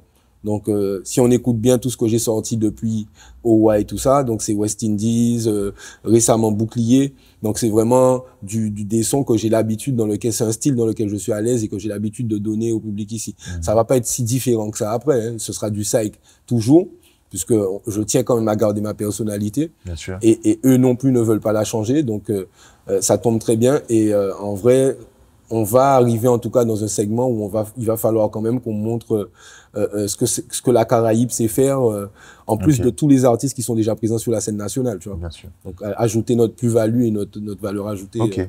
Et donc, c'est un peu pour ça qu'il y avait une première version de OWA et qu'après, ça a été retiré, que vous avez retravaillé en remix? Exactement. Ben, donc, quand ils ont fait appel à moi, ils m'ont dit, bon, ben, écoute, on est chaud pour le son.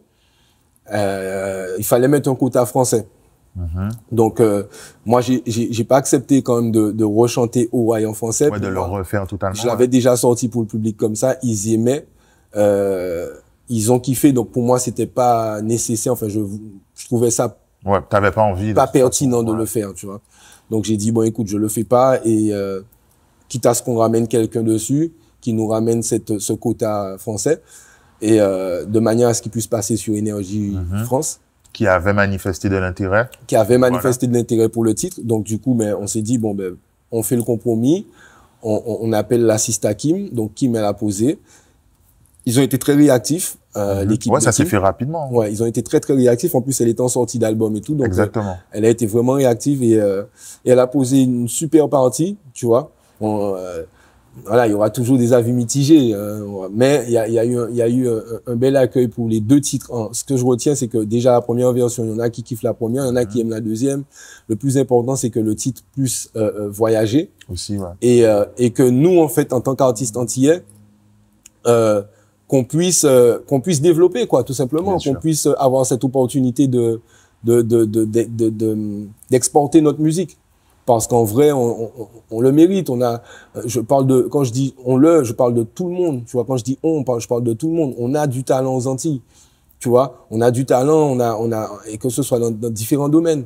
Donc, musicalement parlant, je sais qu'on a beaucoup de pépites, on a de quoi faire. Et même la musique de chez nous, même le bouillon, même le chata de la Martinique, tu vois, quand on voit que c'est exporté et que des gens dansent parce qu'ils aiment cette authenticité, ce truc où tu vois, tu te dis, mais c'est pas commun ça, tu vois, et ça a son délire, tu vois, ça a son univers, et je pense que voilà, toutes ces choses-là montrent bien qu'on a cette capacité d'aller toucher le monde. Il faut juste qu'on ait le boulevard ouvert, en fait. Tu vois, si on a le boulevard ouvert, en fait, la musique, c'est sans frontières, hein, j'ai envie de te dire, tu vois. Donc, au final, je vois pas ce qui pourrait nous freiner. Yes. Et si je comprends bien, en ce moment, tu prépares du coup un album qui sortira avec.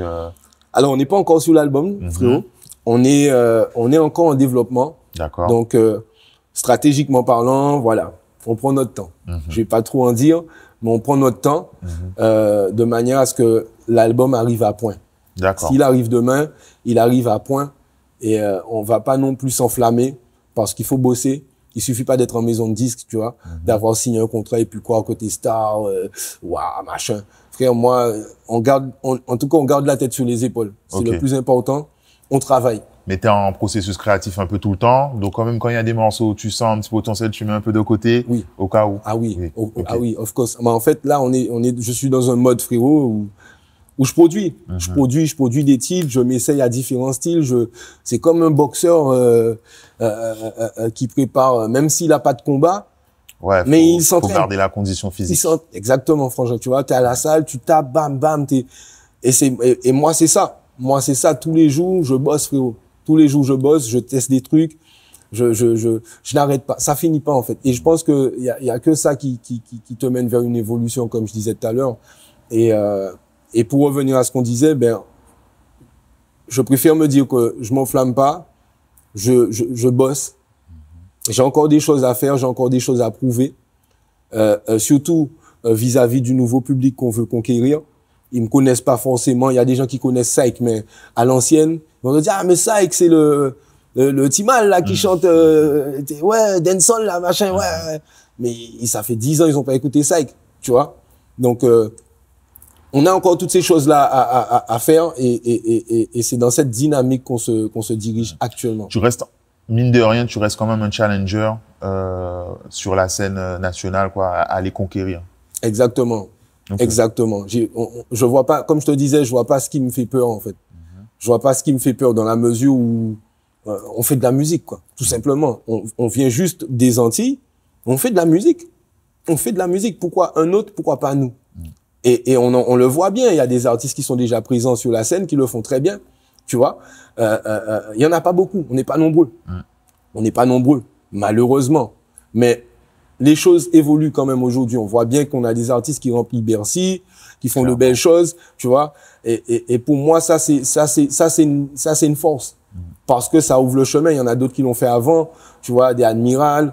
Et même avant Admiral, on avait des Lord Co City qui faisaient déjà de très belles choses là-bas. Il y a eu pas mal d'artistes, tu vois. Et je pense que c'est la continuité. C'est la continuité. Et il y en aura d'autres. Il y en aura d'autres. Donc, et il y en a d'autres qui commencent déjà. Ça, si on regarde bien, ça s'élargit déjà. On a beaucoup plus d'artistes qui ont des contrats en maison de disques. Donc, ils ont l'œil plus rivé vers nous aujourd'hui. Totalement. Et c'est positif. C'est que du positif, ça. Ok. Ouais. Et on va revenir un peu à ton actu. Ton dernier morceau en date en ce moment, c'est Bouclier. Bouclier, ouais. Avec Vance, qui est ta compagne. Vénusienne. Voilà. Est-ce que tu peux nous parler de la création du morceau?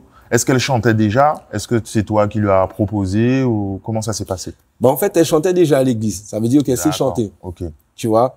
Il y a des fois même quand je suis en studio, enfin quand je travaille et tout, c'est elle qui me donne des harmonies, des trucs. Okay. Parce qu'elle est calée dans ça. Elle a chanté à l'église, donc elle connaît le solfège par cœur. Elle connaît beaucoup de choses. Tu vois? Donc c'est pas venu de nulle part. Non, elle sait chanter. Et je m'étais déjà dit, on s'était déjà mis d'accord sur le fait que bon, un jour, je vais lui faire un son, quoi. Puis c'est arrivé comme ça par hasard. Je lui dis, ben tiens, viens, on va faire un son. On écoute des prods, on tombe d'accord sur une prod. Et j'ai à l'idée, j'ai dans ma tête la top line donc du morceau de Lord Co City et Lincha qui me vient à la tête. Et je me dis, mais c'est ça qu'attendre si ça, quoi, tu vois. En cas d'accord, mais c'est ça pour nous faire. Et on essaye et tout. Juste la top line, je vois que c'est beau, c'est fly, je trouve ça intéressant. Je dis, bon, ben, ok. Et je commence on a écrit le truc, j'écris, tout ça, bien. Et puis c'est parti. Et en fait, à la base, on ne pensait pas le sortir. Qu'on le sache bien, c'était un délire. On s'est dit, bon, vas-y, on a ça, là, on écoute ça, on kiffe le truc, bon, on va partager ça avec les gens. On met ça sur Internet, on fait une petite vidéo virale, tranquille. Et le truc, plus de 800 partages, les gens sont contents, les gens sont d'accord, tu vois, ils valident. Donc, on a dit, bon, ben, écoute, on va le sortir officiellement. Si les gens aiment bien. Exactement. Mais c'était pas le plan à la base. Non, c'était pas le plan à la base. Et ce qui est cool, c'est que on a eu une bonne réactivité de Joël Jacoulet, big up aussi, parce que m'a dit, bon, ben, frère, il faut qu'on sorte ça, machin, et tous les partis. Qui était le compositeur de la prod. Exactement, le producteur du titre original. Et tout le monde était d'accord. Lincha, même, elle a validé, l'autre coup également. Donc, on s'est dit, bon, ben, tous les partis sont open. Ben, let's go, tu vois. Donc, on sort ça en mode, voilà, on fait de l'actu. Mais en vrai de vrai, je travaille beaucoup de choses à côté. Et là, on arrive vraiment on va bientôt rentrer dans le vif du sujet, vraiment. Okay. Enfin, qu'il y a pensé, mais nous n'y en bouclier. Les étoiles en nous qu'à danser, les yeux gardés bas, nous paye, j'en plié. Si l'homme en compagnie danser, nous paye que j'en rouvirai. Les étoiles en nous qu'à danser, les yeux gardés bas, nous paye, j'en plié. T'es ma cam, baby girl. Là, comme je te disais hors caméra, ça va faire 1 an que j'ai signé. On a continué à alimenter chez nous. Et on continuera. Hein. Ça veut pas dire parce que on parle de nation qu'on va ailleurs, on s'envole et tout. Si tu regardes bien, il faut alimenter chez nous, c'est la base. C'est la base. On n'arrêtera jamais d'alimenter chez nous, de nourrir notre public avec la musique qu'ils aiment, qu'ils connaissent, en créole, j'ai envie de te dire vraiment.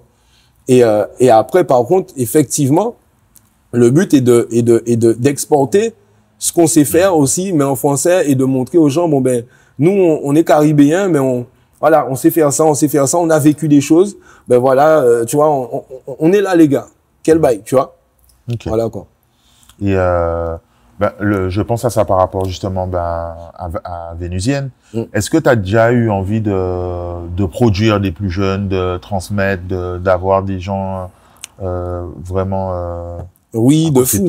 Mais tu sais, à l'époque, on avait commencé un taf comme ça, hein, qui n'a pas abouti parce que bon, il y a eu des boires de la vie, choses qui arrivent. Mais on avait commencé un super travail avec Joanne à l'époque. Très talentueux, une pépite le mec. On avait commencé avec les Tuyaux et d'autres frérots qui croyaient en lui, Denon Blackout Studio, donc il enregistrait chez eux, tout, tu vois. Et les gars faisaient un super boulot autour du frérot. Et puis bon, mais moi, voilà, je donnais la force, on était ensemble, c'était une petite équipe qu'on avait montée de manière à pousser l'artiste. Bon, aujourd'hui, je t'avouerais que je suis plus occupé sur ma carrière. J'ai beaucoup de boulot, donc j'ai très peu de temps. Donc, mais c'est pas une idée que j'exclus. Ouais. Voilà, dans le futur. Moi, je pense que demain, ça peut être envisageable.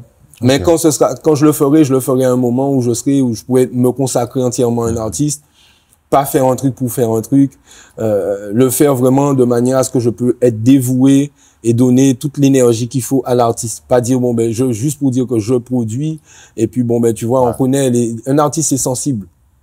Un artiste, c'est très sensible. Donc, quand je dis sensible, c'est pas péjoratif, mais c'est une façon de dire que si tu prends soin d'un artiste, faut prendre soin de lui bien, pour qu'il évolue, etc. Parce que on le voit bien, t'as beaucoup d'artistes qui vont revenir après. Bon, ben, voilà. Après, c'est pas tout le temps de la faute du producteur, attention. Mais souvent, on a des conflits comme ça, producteur-artiste. Ah, c'est de la faute du producteur, etc. Faut bosser. En tant qu'artiste, faut taffer, faut produire, faut donner de la matière.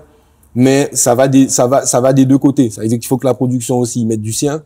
Et il faut que, de manière à ce que le produit s'envole, tu vois.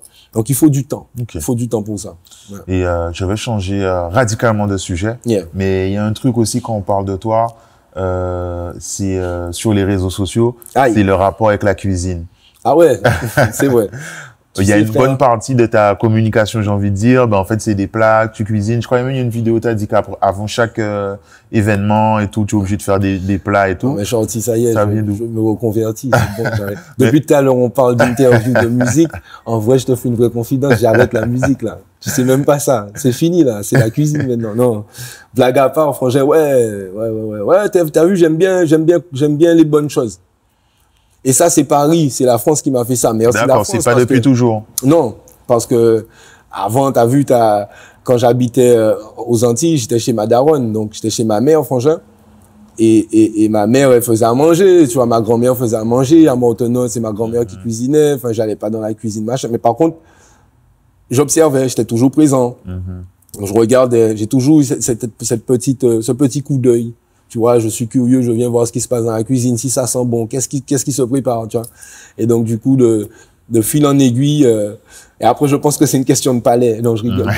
mais j'aime les bonnes choses. Donc, en fait, quand j'étais là-bas, c'est tout simplement ça. Là-bas, j'avais envie de retrouver les saveurs de la maison. De manger, tu vois, des Antilles, ouais, je suis là-bas, j'ai envie de manger un coubillon de poisson, frère. Ça fait 6 mois, 7 mois que j'ai pas mangé ça, frérot. J'ai la dalle, j'ai envie de manger ça. Un colombo, un truc. Bon, mais comment on fait ça?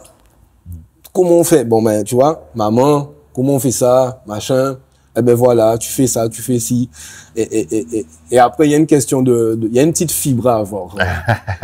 les vrais cuisiniers savent déjà, la fibre, c'est quoi? C'est l'amour. Je te dis, c'est l'amour que tu mets dans ton repas. Tu vois? Si vous mettez l'amour dans un repas, il est obligé, bon. Si tu fais un truc à la va-vite, là, tu te dis, oh, mais je fais ça parce qu'il faut que je le fasse. On m'a dit de mettre ça, 30 grammes de trucs, 30 grammes de sel, machin. Bon, il est bon, mais voilà, quand il y a de l'amour, ton truc, il est bon. Et moi, pour moi, c'est un plaisir. Même aujourd'hui, ben, tu vois, je suis chez moi, je me fais des kiffs. C'est de temps en temps ou maintenant tu cuisines vraiment très régulièrement tous les soirs? Alors, ça prend un petit peu de temps quand même. Ouais. Alors, des fois, quand je suis au boulot, frérot, j'ai pas le temps, je fais du dospi. Je fais des trucs vite fait. Mais en général, ouais, tous les, en tout cas, le week-end, c'est souvent les week-ends où je me dis, bon, là, donc, répète un gros coup de bitin, tu vois. On va faire un gros bail. Et là, je sais pas, ce qui me passe par la tête, ça peut être du lambi ou etc. Et je fais, quoi. Yes. Ouais. Et d'une manière générale, t'as pris l'angle de mettre un peu ta vie privée sur les réseaux sociaux. On voit beaucoup ta maman, ta compagne. Comment tu gères un peu ce rapport-là avec les réseaux sociaux? Ben pour moi, t'as vu, sincèrement, je me prends pas la tête, frérot. Moi, je suis naturel sur les réseaux. Je suis moi-même. Je me contente d'être moi-même. J'ai pas besoin de faire plus que ça, enfin, d'être dans trop d'artifices. C'est pas moi. Tu vois, donc j'essaye d'être moi-même, tout simplement. Et c'est ce que parce que pour moi, les réseaux, c'est une façon c'est une proximité qu'ils ont créée, en fait. Tu vois, avec les artistes, ou en tout cas les personnages publics, enfin, même les gens, quelqu'un de lambda, enfin, c'est une proximité, tu vois. Tu peux check quelqu'un plus rapidement sur les réseaux que par rapport à avant, ou voilà, si t'avais pas le numéro ou quoi que ce soit. Donc, c'est une proximité. Et pour nous, les artistes, ben, je pense que voilà, c'est une vitrine où on apprend à connaître ta personne, on apprend à connaître ton univers, et à te définir finalement, tu vois, par rapport à tous ces éléments-là.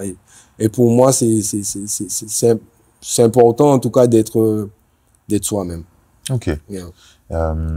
Aussi sur les réseaux sociaux, on a vu que vous aviez fait une rencontre avec Young Chang. Quand il avait fait son concert en Guadeloupe, tu étais un peu le grand absent. Après, on a vu votre rencontre. Je pense que vous avez discuté et tu étais présent à son concert à Paris. Est-ce que tu peux nous parler un peu de cette relation-là? Ben Young, en fait, c'est un ami de longue date, tu vois. C'est pas nouveau. Depuis Genesis, on se connaît, on était adolescents. Et voilà. Et c'est passé ce qui s'est passé entre temps, on s'est pas vu. Et son grand retour m'a fait vraiment plaisir. Je lui ai même dit aussi également. Parce que voilà, il a pas abandonné, donc c'est quelqu'un qui est resté fort et qui est revenu encore plus fort. Et pour moi, c'était un accomplissement pour lui dans sa carrière de revenir et de continuer à faire ce qu'il aime. Et pour moi, voilà, j'étais pas là en Guadeloupe parce que je signais mon contrat en maison de disque là-bas, ouais. Et à Paris, pour moi, ben, j'étais présent. Les gars m'avaient déjà prévenu en amont.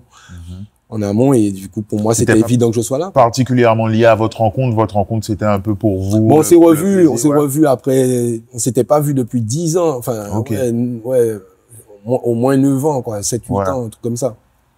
Donc, ouais, on s'est revu, on a parlé pendant 3 heures de temps.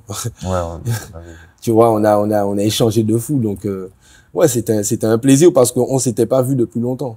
Tu vois.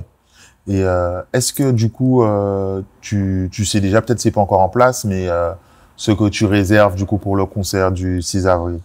Si, je sais déjà. Invité en invité, oui. Oui. Tu vas être plutôt sur un panorama de toute ta carrière ou tu vas sélectionner les tubes? Comment tu as un peu préparé ça? On va faire une belle sélection. On va pas non plus donner tout et dans n'importe quel sens, tu vois. Pour moi, c'est ça aussi un concert, c'est de savoir vraiment gérer l'intensité du concert de A à Z et tout en montrant la panoplie, toute ta panoplie, toute ta discographie, tu vois.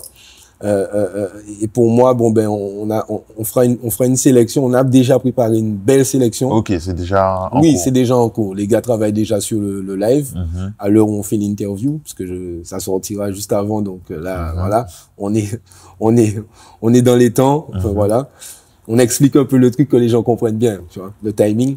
Mais à l'heure où on parle là, les gars bossent déjà sur ça. Et oui, on a préparé un truc sérieux. Effectivement, tu sais, ça fait tellement longtemps que j'ai pas performé devant les gens. On a fait Genesis quand même, hein. Oui, oui. Avec Sam et tous les autres frères. C'était quand? Il y a ça 2 fait ans. déjà presque 2 ans, ouais. Ça va faire 2 ans cette année-ci. Ça va vite. Et on a performé justement à la Casout. C'était magnifique, c'était méchant. Ouais, il y avait une ambiance et ça a ramené tout le public était ramené à une époque et tout. Frère, donc, incroyable. Ça faisait longtemps que j'avais pas vécu un concert avec autant de vibes. Le truc était puissant. Okay. Puissant parce que effectivement on a vu qu'il y avait un public qui était plongé dans sa jeunesse, quoi, tu vois. Et nous-mêmes on était dedans. Ouais, ça se ressentait du public, on voyait que ça faisait plaisir à tout le monde en fait. Ouais, nous-mêmes on était dedans parce que nous, frère, j'ai révisé. Là c'est comme si, tu vois, frère, t'as des leçons à faire. Quand on a sorti, parce qu'on a fait le tracklist, et je regarde les titres, frère, Pas chercher problème, par exemple. Frère, ça fait, ça vieux, quoi, tu vois. Je me dis pas, mais, ah ouais, et je me suis retrouvé à écouter tous mes anciens titres, frérot, sur YouTube, à apprendre les paroles. Vraiment une leçon. Mais c'était intéressant, c'était une belle expérience parce que, au final, c'est là qu'on voit que la mémoire est puissante, hein. Tu vois, tu peux pas te souvenir de quelque chose, mais en fait, c'est là, il faut l'activer. Il faut juste activer et frère, sur scène, j'ai pas oublié un mot, quoi. Tu vois, c'est ça qui dément, quoi. Et, pour ton concert, du coup, tu gardes les surprises, pour le show? Les invités? Ouais. Oui. Oui. On garde ça, sinon ça n'aura pas le même charme. Mais les gens savent qu'on leur réserve de belles surprises. On va faire un truc cohérent. Voilà, c'est pas non plus, c'est mon concert, donc ce sera moi tout au long du show, mais effectivement, on a prévu des cerises sur le gâteau, tu vois. Ça marche. Et on va préparer quelque chose vraiment de bien, et j'ai vraiment hâte d'être en face du public parce que je sais que je vais vraiment être au max. Tu vois, ça marche. Je vais vraiment être au max parce que ça fait longtemps et tu vois, c'est quelque chose qui m'anime, frérot, tu vois. La scène, c'est mon truc à fond. J'aime ça, j'aime la sensation de la scène, tu vois. Donc, moi, quand il y a un truc comme ça, moi, c'est déjà physiquement parlant, je m'entraîne. Ok. Je m'entraîne déjà, donc, tu vois, c'est pour arriver vraiment, tu sais, c'est comme les footeux, hein, frangin, c'est du sport, en fait, c'est comme le sport à haut niveau. T'as un événement, t'as un match, ben, tu bosses, tu t'entraînes, faut que tu sois au max de ta forme.